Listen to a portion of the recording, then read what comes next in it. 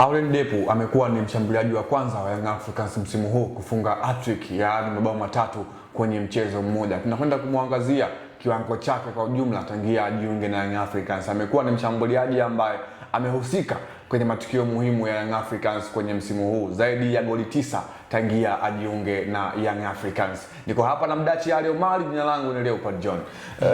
Mdachi, tumzungumzie Aurel Depu. Ligi kuu ya NBC Premier League ana goli 5, kwenye CAF Champions League ana goli 2, lakini kwenye michuano ya kombe la TFF ana goli 3. Ni mshambuliaji wa aina gani na amekuja kuongeza nini kwenye cost ya Young Africans? Nadhani Depu, Gison Mario Depu tushamzungumza awali hapo kwamba ni mshambuliaji wa namna gani. Ukimtazama ni mshambuliaji ambaye unaweza usimuone kwenye maeneo mengi sana kiwanjani akiwa na zile vurugu nyingi, lakini linapotokea nafasi moja ama mbili anaweza akakuadhibu. Mfano siku ya jana goli la pili ambalo lilifunga, watazama yes, ni uwezo wa mchezaji mwenyewe.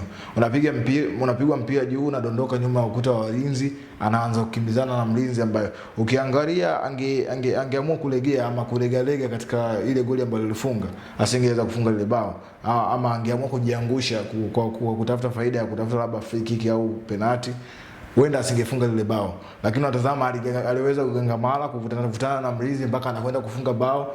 Huu ni uwezo wake binafsi yeye kama mchezaji, uwezo wa kufunga mabao ya aina hii. Lakini watazama uwezo wake wa kukaa kwenye maeneo ambayo ni sahihi wakati wa kuweza kupachika mabao. Angalia mfano goli alilofunga la kwanza, pasi kutoka kwa Mudathir Yahya, basi anaonesha kabisa kwamba ni pale ninapoenda Mudathir anamwekea pasi anakwenda kufunga. Kwa hiyo ni mchezaji ambaye amekuwa na contribution nzuri ya mabao, isipokuwa tu inaweza usimuone kwenye dakika nyingi za kiwanja ama dakika 90 ambazo wanakuwa kiwanjani, unaweza usimuone kwenye maeneo mengi, lakini kwenye maeneo husika, maeneo muhimu, zile doti muhimu, unaweza kumkuta akikunufaisha na kile ambacho amekuwa akifanya Young Africans.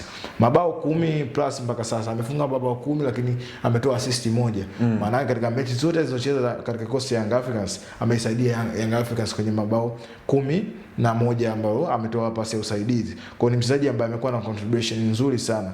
Ukiangalia hapo ni zaidi ya asilimia walau 40 tangu ameingia kosi ya Young Africans amefunga magoli kwenye michuano yote ambayo Yanga amekuwa akishiriki. Kwa hiyo ni mchezaji ambaye ameanza kujipambanua taratibu na tunawezekana tukamuona kwenye ile orodha ya washambuliaji ambao wanatafuta nafasi ya kuchinda kiatu kwenye msimu. Sawa, nadhani Okero ni ubora wake upo wapi zaidi na ametofautiana vipi na washambuliaji wengine kwenye ligi kuu ya NBC Premier League, lakini pia hata kwenye mchezo ambayo Young Africans amekuwa anashiriki?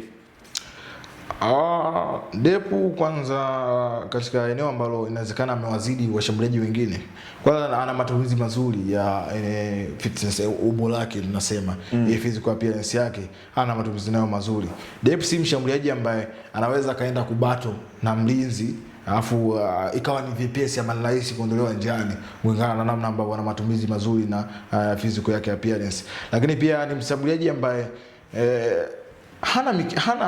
hana kukurukakala nyingi pale kwenye eneo la juu, lakini unapompa nafasi ama unapopiga nafasi kwenye njia yake ni mara chache sana kuhakikisha kwamba atumie hiyo nafasi. Mfano pasi ambazo alizipata siku ya jana pasi 2 ambazo alizipata, unatazama yes, kuna baadhi ya washambuliaji ambao walikuwepo katika eneo hilo hawakuwa namna ambavyo yeye anacheza katika eneo la kufunga. Kwa hiyo ni mshambuliaji ambaye ameshajipambanua. Lakini pia hata katika eneo la mipira ya header, tunasema free header ambazo amekuwa akifunga. Kwenye magoli yake matano ya ligi kuu ya NBC ni magoli 2 amefunga kwa mipira ya kichwa. Na hii inatokana na nini? Ni namna ambavyo anatafuta na anafanya mikimbio kwenye eneo la backline pale, namna ambavyo anajiposition yeye mwenyewe kwamba tayari wenzake wameshajua nikipiga mpira ama nikipiga cross hii katika eneo hili lazima nitamkuta Aurel Depu na ataweza kuinufaisha timu, na ndipo ambapo amekuwa akitumia nafasi zake. Kwa katika eneo hilo amekuwa akiwini, isipokuwa tu si mshambuliaji ambaye anafanana na aina ya mchezaji kama Prince Dube. Prince Dube tunafahamu ana uwezo wa kukimbia kwa kasi, anakimbia kwenye maeneo ya pembeni, lakini pia ana uwezo wa kufunga kutokea nje. Lakini Aurel Depu uwezo alionao, ana uwezo pia wa kupiga mashuti kutokea sehemu yoyote ile. Akiwa nje ya box, amereceive mali, ana uwezo wa kupiga, ashafanya mama kadhaa, isipokuwa tu hajabahatika kuweza kuutia mpira kimiani.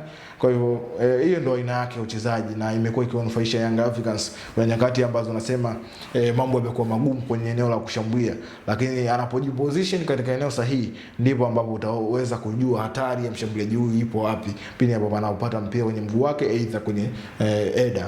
Na Young Africans kumekuwa kuna ushindani mkubwa wa namba kwenye eneo la namba 9. Yuko Depu, yuko Dube, yuko na Mwanengo.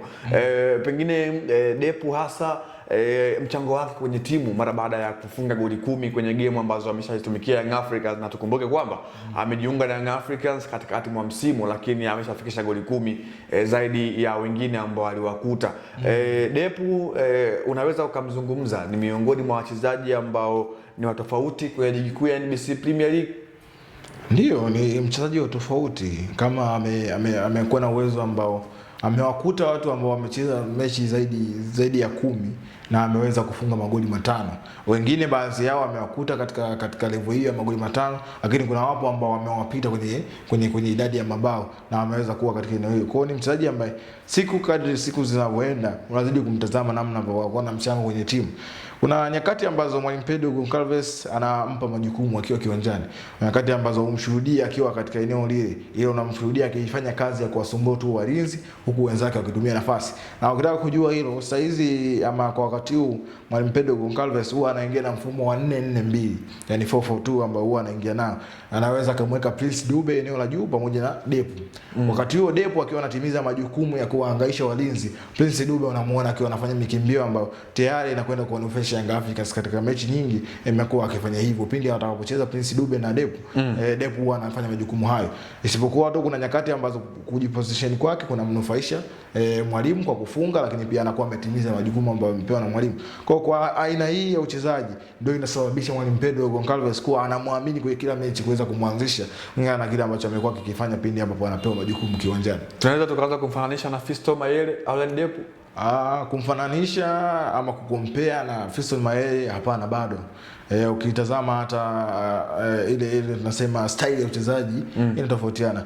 Fiston Mayele alikuwa ni mchezaji ambaye kwanza akiwa katika eneo la juu hawezi akatulia ama hawezi akawapa amani mabeki kwamba wa relax wanapokea mpira wanaanza kucheza mpira kutokea eneo la chini wanaenda tu.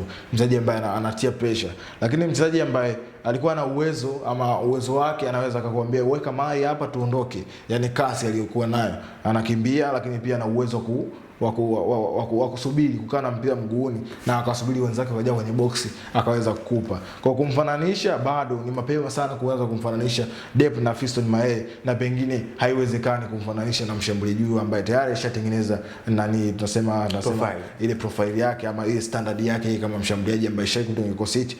Kwa Depu na yeye ni wakati wake kutengeneza namba zake kwenye kikosi, lakini Mayele tayari alishapita alitengeneza ufalme wake binafsi. Kwa watu huwezi tukamfananisha mchezaji huyu na ambaye alikisha kupita ambaye tayari kuna kitu alikionyesha kwenye kosi ya Young Africans. Sawa. Wakati anajiunga na Young Africans kulikuwa na maneno mengi kwamba kwenye mechi 9 alifunga goli 1 akiwa na klabu yake ya huko nchini Poland ya Lodmia Klandom, lakini mpaka hivi sasa akiwa na Young Africans tayari ameshaingia kimiani mara 10 kwenye michuano yote ambayo Young Africans amekuwa anashiriki. Jina langu ni Leopold John, nilikuwa hapa na Dati Aliomali. Kwa heri.